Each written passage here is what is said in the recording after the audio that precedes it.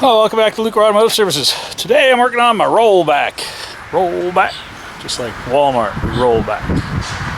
Rolling back prices at Walmart. This is a 1994 Chevrolet 3500 HD, C3500 HD. You know it's a C3500 HD, which is the important part, because of this piece right here.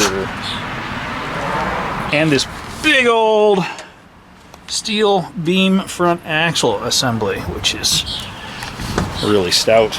I've done kingpins in it and brakes, and we did the rear hubs. We had a hub break apart on it. I bought this thing, I don't know, probably 8 years ago. I'll have to look. And about 2 years in, it blew the heat hose, the water hose between the intake and the water pump, and overheated on me. So I put an actual long block in it. And one of the things that's really nice about these old trucks like this are the parts are available and the parts are affordable. I actually need to do a quick little repair on this guy today. Oop, I got a phone call. Hang on a second.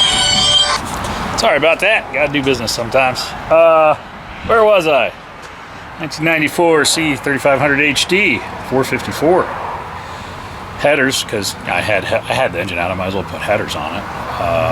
This actually is like the first year for the serpentine belt drive, or maybe the second. This has the stamped steel ones. You can actually see here where somebody did a service to it. So at some point in time, they just cut the bracket and then welded it back together, which seems like more work than just taking it apart and putting it back together to me, but people will do what they want to do. I obviously need to get some power steering hoses for it. Those are probably about 30 bucks online. But today I have to do some plug wires on this thing. These plug wires were brand new when I put the engine in it. And in the meantime, I was making a run to... what the heck was that? Oh, I lost my cover. Where'd you go, cover? My battery cover just went bye-bye. Hang on. Fixing everything today. Fixing cameras, fixing cars. So, I was making a run to pick up a piece of equipment, which really wasn't a big piece of equipment. It's this little, it's actually a clean bench, I guess you could call it. It's got this, it's a workbench with lights and fans that pull air in the bottom through filters and then push the air out the top across to the work area. And some guy found it in a warehouse they were rebuilding to be a used car lot, and they listed it up for $200. And I'm like, well, that's cool. That'd be nice for assembling engines. And it'll hit me with a nice cool breeze while I'm working. And so I hopped in this thing, and me and the truck drove 2 hours to this place, and we picked up this bench and we hauled it back. And as I'm hauling it back, it started raining. And the more it rained, the harder it rained, the worse my truck was running. And I'm like, uh-oh, I'm still like an hour away from home. I'm not sure I'm gonna make it back. And the truck's running about 40 miles an hour on the freeway, and so it's all giving her all she's got. Give it more gas, and it spits and sputters and coughs and burps. And I'm like, I wonder if my plug wires have left the chat. So I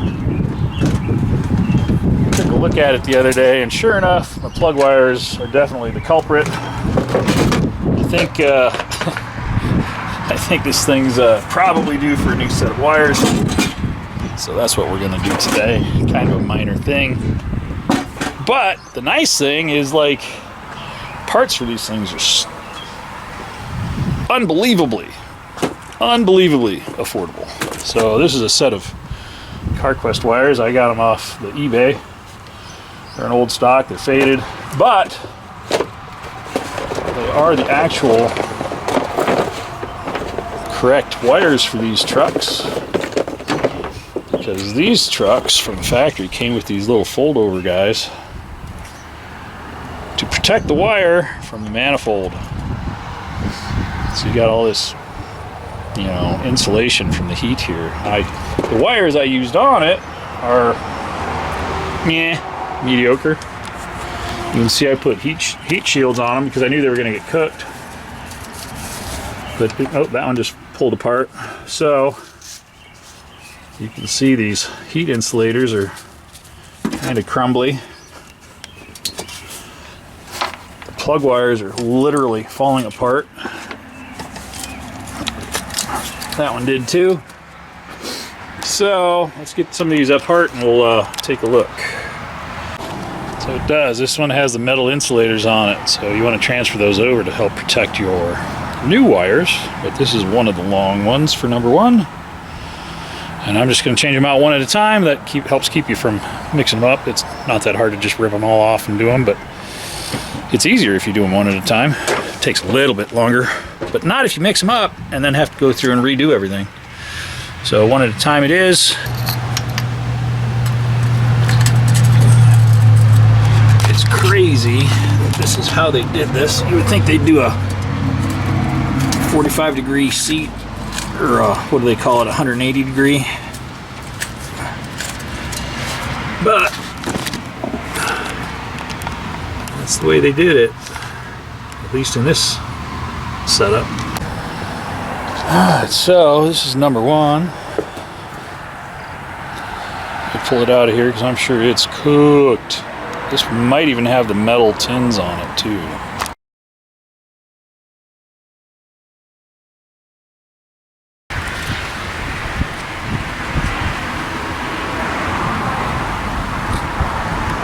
Like a Chinese finger game, isn't it? Chinese finger torture. There's my boot. Ooh, that one's beat up.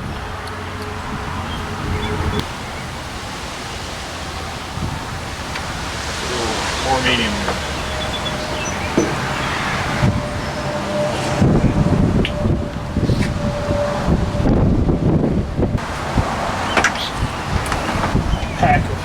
Wires even came with little dielectric grease.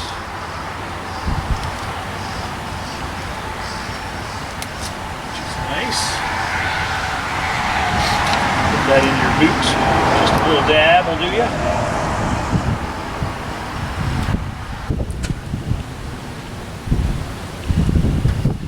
Look at that.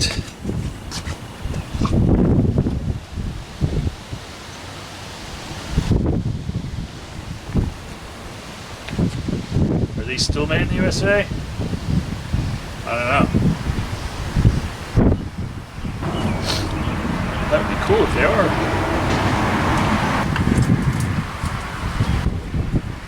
Oh, that guy's not coming off. It's gonna come off.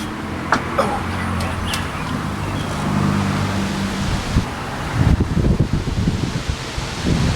that one doesn't have a metal boot on it. Lost translation. A little windy today, but it's beautiful out. Hopefully we're gonna get some sun tomorrow. Be nice for the weekend for a change. I think the rain's gonna hit north of us. But it's a good old truck. I've probably spent more time and money working on it than I need to, but it does the job. I don't know if you guys have ever looked at what a new tow truck runs, but if you've looked at what a new car runs, and it's nuts. The prices on these new vehicles is out of this world. There's a new electric vehicle coming out called the Slate. Basically looks like a Bronco 2 to me, or a copy of Bronco 2.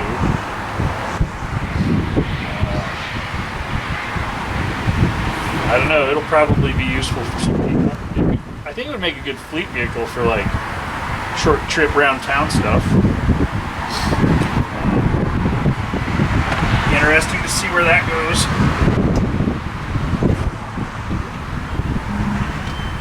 They're saying that thing's gonna be like under 30 grand, or right around 30 grand.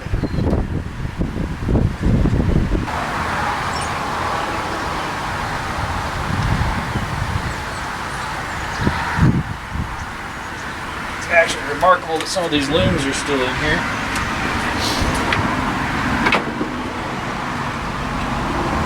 So that side's done. We'll move over to the other side, get that done. Coil wire. Coil wire is real easy.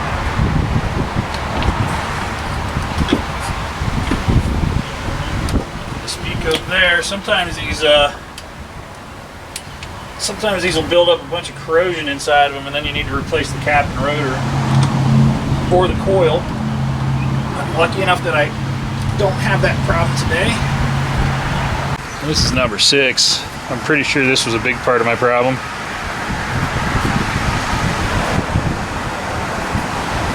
It probably wasn't doing great.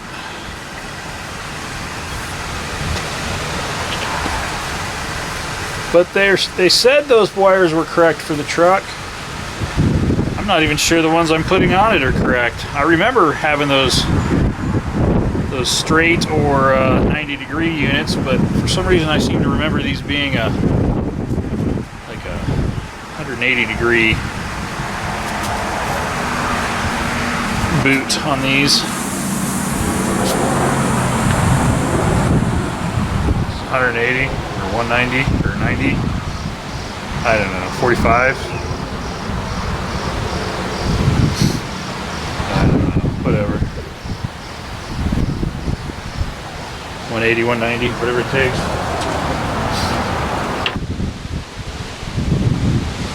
I think this is going to take a mixture of different plug boots to make it work because of the headers. I bet these plug wires were probably correct for this when it had actual cast iron manifolds on it. These headers, it's probably a crapshoot as to what's going to work. You got to figure it out. But that's part of hot rod and stuff. When you change one thing, you got to change 10 other things to make them all work together. Just to set one of my wires down somewhere. I'll have to find that here in a minute. Okay. Well, if you're wondering why I'm working on this truck, it's because I need to run over to one of the storage units and pick up the orange 1971 Corvette because I need to pull the engine out of it. Last summer when I got that thing all running and it was running great. Around here I drove it a few times, then I drove it home for lunch and got home and it stalled when I pulled into the driveway, and then I'm like, well, that's not great. What did I do? I had my lunch and I drove home or back to the shop, and every time I came to a stop it would stall. Oh no, that's not good. So I ended up getting back to the shop and I put my heat gun on the tubes, and I had two cold tubes, and I'm like, oh, that's not promising. And it turns out that when that engine was disassembled by the previous owner, who had since passed away when it was brought to me, he had actually put a new camshaft into that and never got it running. And he never got it running because he could never get the distributor timed right. So ultimately the cam didn't get broken in correctly, and after driving it through a couple of hot cycles, it started wiping lobes off the cam. So I get to pull the engine out of that, tear it down, clean it up, put a new cam in it. Got to decide if we're going to do a roller cam or go back with the 350 horse 350 cam that came in it originally. I think he put a 370 horse cam in it, which more than likely wouldn't have provided enough engine vacuum to operate all the things on that car, because headlights and wipers and wiper door covers, all that stuff's vacuum actuated, and there was a 370 horse 350 in the Camaros, but they put them in the Camaros because all of those components were electronically operated. They didn't need the engine vacuum. So we're going to cross that battle here pretty soon. I definitely need to do some leak some fixes on this, but they're not keeping it from being used. But it should run better now with this fresh set of plug wires that aren't being melted, or at least aren't melted yet. They may melt because that's what happens when you have headers. They cook everything under the hood. So yeah, let's get this thing pulled around back, and I got to run this truck up to Elyria because we didn't hook a headlight up correctly. So to solve that problem, I'm going to deliver that truck back to the customer so that he doesn't have to drive back down here to not get his truck, because we made a mistake. We all make mistakes. Mistakes happen. nothing you can do but solve the problem and move on to the next problem. Literally, auto mechanics are paid to solve problems. You have a problem with your car is broken, we solve it. That's what we do. We're problem solvers.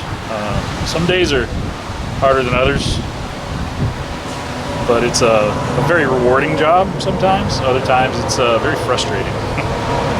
I've been having a few months where it's been frustrating, but we're gonna get through it. We're gonna go have some fun. We're gonna do some cool things with some stuff we have here on the lot. I'm working on cleaning some stuff up off the lot so that I can have a place for guys that are coming in from out of town with a trailer, so that they can have a place to park their trailer while their vehicle's here. That way they can come in, they can unload their vehicle, they can drop their trailer, they can run about, or they can run home, and then when they come back, the trailer's been blocked behind the gates the entire time while their car was here. I think we're going to find that that's going to work a lot better for the customers, and there's stuff here that doesn't need to be here, so it needs to go somewhere else. I have several cars here that are going to be scrapped or listed up for sale. I have a Toyota Corona wagon from the early 80s that's going to be listed up. I have a Isuzu Impulse that I'm never going to get around to working on, so I'm going to list that up. It's basically a parts car, but it could be restored. I have an old 65 Oldsmobile that's completely gone. There's no floors in it. If somebody wants it for a race car, let me know. Otherwise, it's going to go to the crusher because it's really not worth fixing. It's actually a two-door coupe, which is cool, but that makes it kind of undesirable for everything, especially when there's no floors in it and mechanicals in it are shot. But if somebody wants it, if you're going to haul it out of here, I'll give it to you. So a free 1965 Oldsmobile F85 with some parts missing, because I bought it for the seats to do my blue car, which I'm hoping to get in and get working on.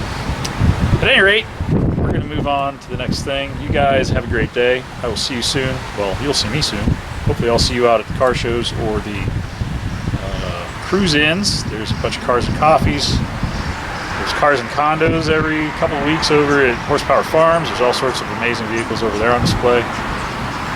And yeah, it's time to get to work. I got about a 4-hour round trip I got to make, so I'm going to get after it. You guys have a great day. Stay safe. We'll see you on the next one.